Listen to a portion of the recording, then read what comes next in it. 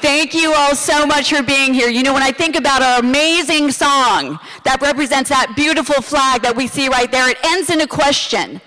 Does that flag yet wave? Yes, it does. And that's what we're here to remind everyone about. You see, each and every one of you here is at the forefront of a movement.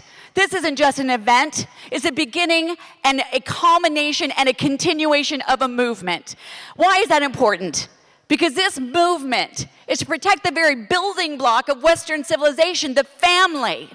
Is to protect our children, parental rights, the innocence of those who should just have childhood, protecting girls' sports and safe spaces, and making sure that we say to the government that these are our children and we are going to raise them.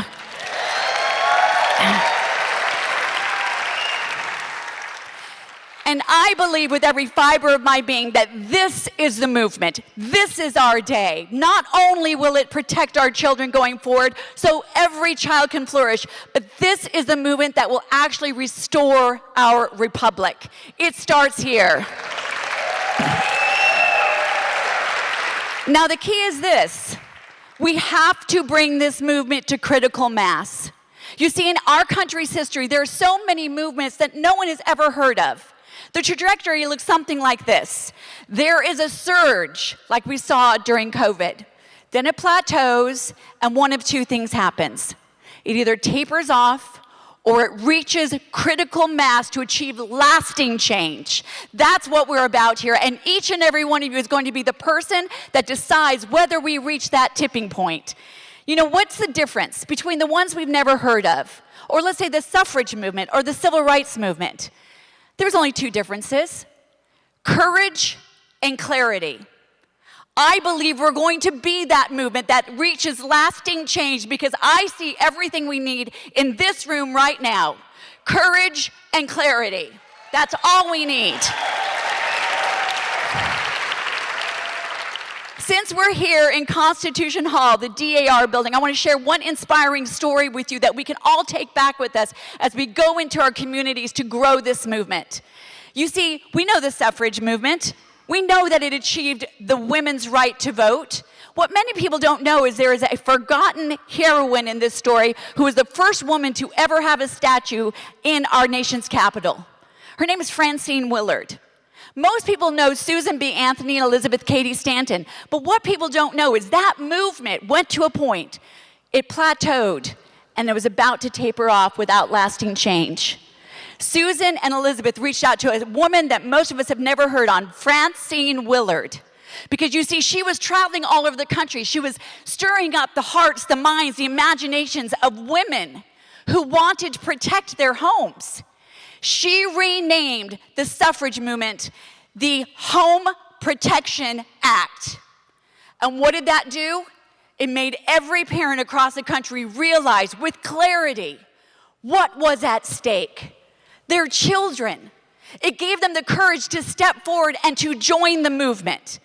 That is what we are going to do. Every single one in this room is the next Francine Willard. The next man that was standing along those amazing women at that time. You see, she was a person of courage and clarity, but she was someone just like every single one of you. You have everything you need as we leave this place and go back into our communities to make sure that the seed we are planting here today grows into a tree of liberty where we start the longest ongoing march in our nation's capital since the March for Life. That's what we're starting here today. And I want to tell you, I'm excited. I don't know if you can feel it. This is a historic moment. And when I think of it, I think of what Ronald Reagan said, because this is the clarity I have every day. My name's Deborah Flora. I started Parents United in America. My husband and I, with Rebecca Friedrichs, produced the documentary, Whose Children Are They? Because we know when we ask that question, whose children are they? Do they belong to the government?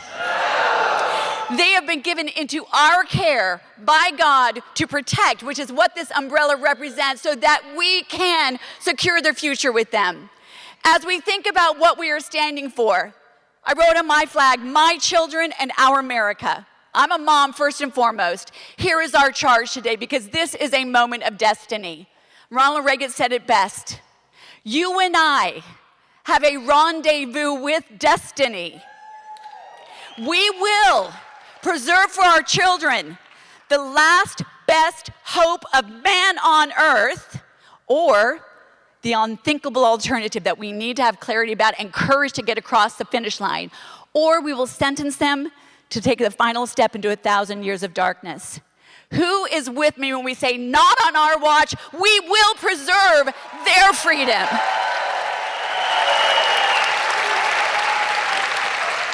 This is our day. This is our time.